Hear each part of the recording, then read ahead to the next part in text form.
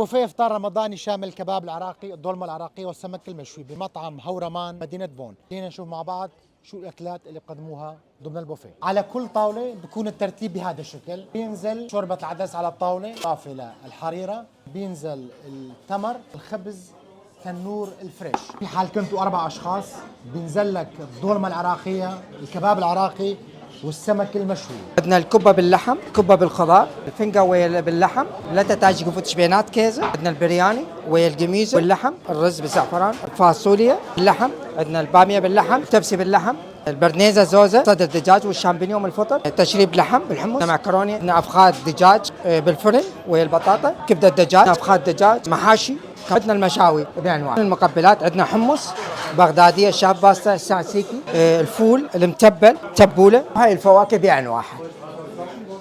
سعر البوفيه بس 25 يورو، أقل من 6 سنوات مجانا، من السبعة ل 13 سنة ب 12 يورو ونص.